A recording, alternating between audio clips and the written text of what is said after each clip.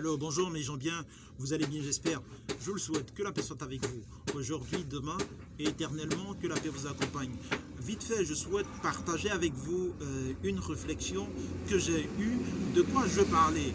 Je veux parler de l'insécurité financière, des craintes et doutes que cela génère et de développer une capacité à mieux gérer, n'est-ce pas, cette peur-là. C'est que de façon précise, entre l'âge de 23, 30 et 35 ans par là, on a fini les études, on cherche socialement à s'intégrer.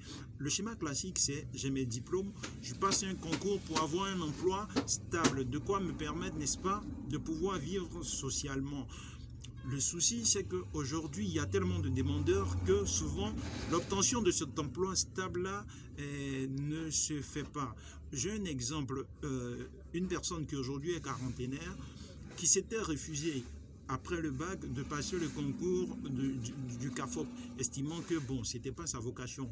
Mais à l'âge de 36 ans, son dernier concours, c'était le concours de CAFOP et ça n'a pas marché. Aujourd'hui, cette personne, à l'âge de 40 ans, se trouve à faire des petits boulots. Pourquoi je prends cet exemple? C'est que souvent on finit par se réveiller trop tard parce que finalement cet emploi stable n'est pas arrivé et qu'il faut survivre.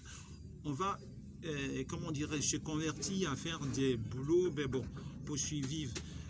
C'est que à la réalité, chacun de nous il a un potentiel qu'on peut développer, le mettre à son état optimal, en faire un service, un bien qu'on peut revendre qui va revenir plus cher.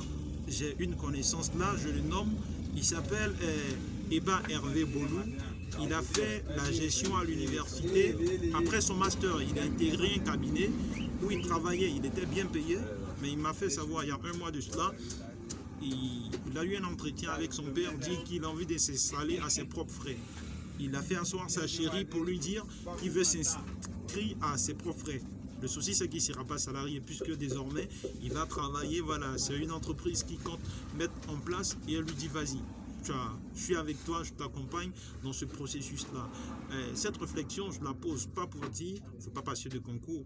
On peut bien avoir un emploi stable et en même temps évoluer en tant qu'entrepreneur.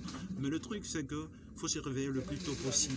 Étant jeune aujourd'hui, voilà, développe ton savoir-faire, essaie de le mettre sur le marché et demain, si ta vocation c'est de faire autre chose, tu peux le faire. Mais il ne faudrait pas rester là à attendre indéfiniment parce que voilà, c'est du temps qu'on aura perdu et le temps c'est un bien, c'est un capital, n'est-ce pas, qui n'est jamais extinctif.